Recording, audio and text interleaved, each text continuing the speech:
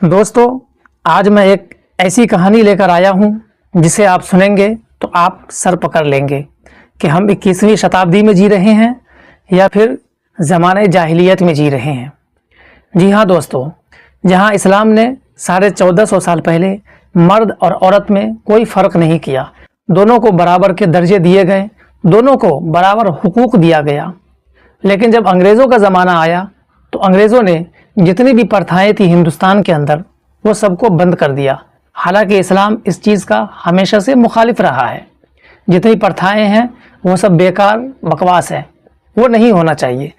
लेकिन हमारे हिंदुस्तान के अंदर कुछ इलाके आज भी ऐसे हैं जहां पुरानी रस्में, पुरानी प्रथाएं चलती है।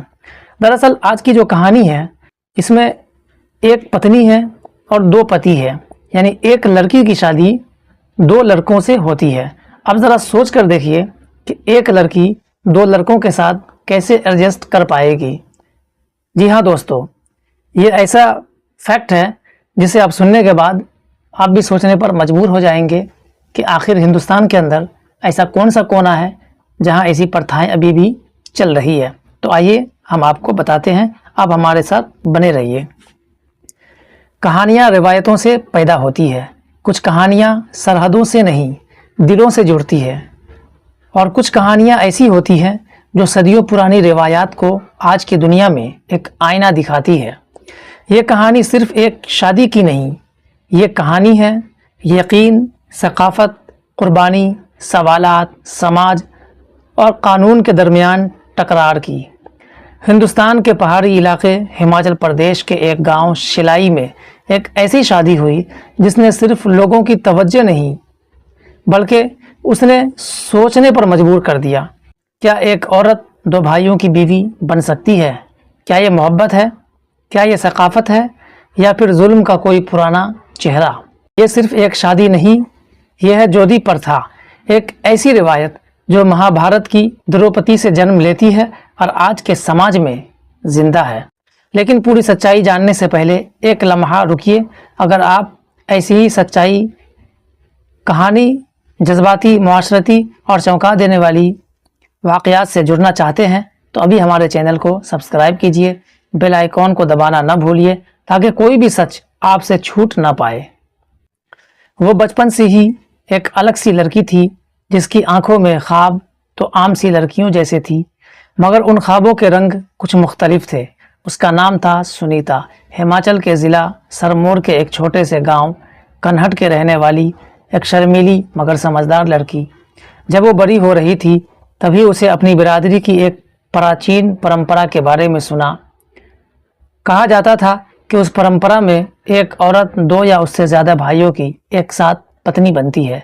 ये सुनने में भले अजीब लगती है मगर उसके पीछे एक लंबी समाजी सोच, ख़ानदान की एकता और ज़मीन की हिफाजत की कहानी छुपी थी। और एक दिन वो लम्हा भी आ गया। सुनीता के जीवन में दो नौजवान भाई आए, प्रदीप नेगी और कपिल नेगी। प्रदीप सरकारी नौकरी में था, जल शक्ति विभाग में, और कपिल हज़ारों मील दूर विदेश में होटल इंडस्ट्री में काम करता था। दोनों भाई एक दूसरे से जुड़े, एक दूसरे का मान, और दोनों की नज़र में एक ही लड़की सुनीता। प्रेम की कहानी वहीं से शुरू हुई जहां समाज के सवालात भी जन्म लेते हैं। सुनीता ने खुद फैसला किया कि वो दोनों से शादी करेगी, न सिर्फ रिवायात को अपनाने के लिए बल्कि इसलिए भी कि उसने दोनों में अपने जीवन के दो अधूरेपन देखे थे, यानी दो जीवन साथी जो एक साथ मिलकर ज़िंदगी को पूरा कर दे। 12 जुलाई 2025 वो दिन जब गांव शिलाई में सैकड़ों लोगों के सामने एक अनोखी शादी हुई। पारंपरिक लोक गीत गाए गए, नाच हुआ और फिर वो लम्हा आया जब सिंदूर लगाई गई। आग के चारों और 7 फेरे नहीं बल्कि परंपरा के अनुसार वो तीनों सामने खड़े होकर एक दूसरे को कस्में खा रहे थे। रमलसार पूजा के बीच दिलों की गवाही हो रही थी। पर शादी के बाद हर दिन आसान न था। गांव के बाहर से आए लोग उंगलियां उठा रहे थे, सोशल मीडिया पर तस्वीरें वायरल हो रही थी। कभी लोग सवाल पूछते, कौन है असली शौहर? कभी तंज करते, ये तो द्रौपदी की कहानी हो गई, और कभी औरतों के हक के नाम पर इल्ज़ामात। मगर सुनीता खामोश नहीं थी। वो बोली, ये मेरा फैसला है, मैंने किसी के दबाव में न किसी मजबूरी में ये शादी की है। ये मेरी मर्जी है, मेरे कल्चर का हिस्सा है, ये मेरी प्रथा है, मैं इसे छोड़ नहीं सकती, मैं इसे अपनाऊंगी, आगे बढ़ाऊंगी। पर पर्दे के पीछे कुछ और ही चल रहा था। एक दिन विदेश से लौटकर कपिल ने सुनीता को बताया उसे एक प्रमोशन मिला है, मगर उसे दुबई शिफ्ट होना होगा। यह खबर प्रदीप को भी चौंका गई। तब पहली बार एक सवाल दोनों भाइयों के बीच खड़ा हुआ, क्या सुनीता हमारे बीच बराबर है या उसका झुकाव किसी एक तरफ ज्यादा है? प्रदीप के दिल में शक की जड़ें उगने लगी। दिन गुजरने लगे। सुनीता की मुस्कान कभी दोनों के लिए होती, लेकिन अब वो तकसीम होती जा रही थी। एक रात जब तीनों ने एक साथ खाना खाया तो सुनीता ने खामोशी से कहा, शायद वक्त आ गया है कि हम सच के आईने में एक दूसरे को देखें। प्रदीप ने कहा, सच तो यह है कि हम में से कोई भी तुम्हें अकेले का नहीं मान सकता। कपिल ने सर झुकाया, मगर जब तुम मेरे पास मैसेज करती हो तो लगता है शायद कुछ बदल गया है। और तब हुआ वो जो किसी ने सोचा भी ना था। सुनीता उठी, अंदर से एक खत निकाला और कहा, यह मेरी माँ का आखिरी खत है। जब मेरी माँ ने मुझसे वादा लिया था कि मैं कभी अपनी रवायात पर शर्मिंदा ना होंगी। माँ ने लिखा था, बेटी लोग कुछ भी कहें, जब तक तेरा दिल सच्चा है तू जिस रास्ते पर चलेगी वही तेरे लिए सही होगा। यह खत पढ़कर दोनों भाई खामोश हो गए।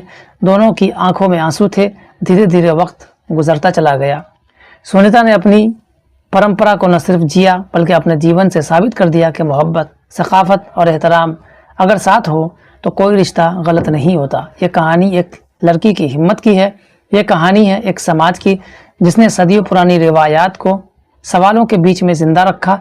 यह कहानी है उस इंतखाब की जो कानून के कागज़ से ज़्यादा दिल के फैसले पर मबनी था।